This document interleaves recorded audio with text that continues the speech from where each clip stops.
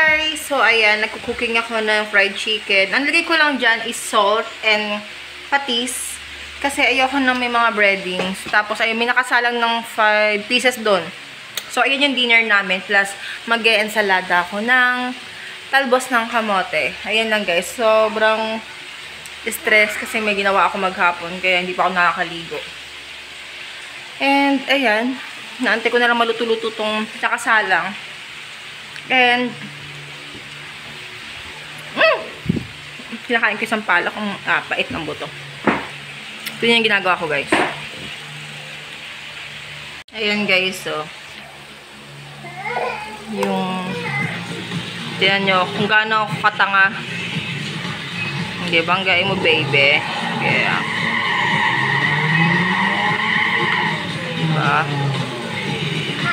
Ito ka na lang. Go! Ano ba?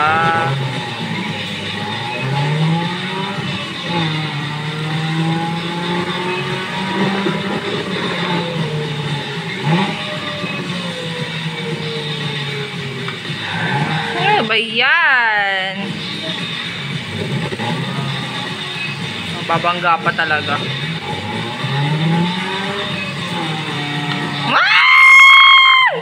Boom! Ito grabe yung tambak ko. Ang sarap na gawing Christmas tree neto eh.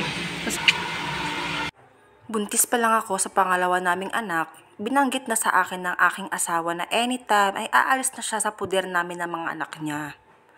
Matagal na kami may hidwaan ng aking asawa. Lalo na't nung time na nahuli ko siya na meron siyang karelasyon na iba. Hindi babae kundi bakla. Siyempre masakit sa akin yun bilang isang babae. Ano ba ang nakita niya sa bakla na wala ako? Mas masaya ba siya sa piling ng isang bakla?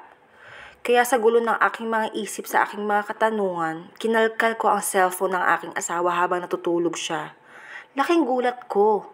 Dahil mas maganda pa pala ito kesa sa akin. Mas mukhang babae. Kumbaga retokada talaga ito. At mayaman. Aminado ako sa sarili ko na hindi ko maibibigay sa asawa ko kung ano yung mga naibibigay sa kanya ng bakla na kanyang karelasyon. Kaya sobrang gulong-gulo ako kung bakit nagawa sa akin ng asawa ko kahit na hindi naman ako nagloko sa kanya ni minsan. Ganon talaga ang buhay, kung sino pa nagmamahal ng tunay, siya yung lagi nasasaktan at iniiwan, niloloko.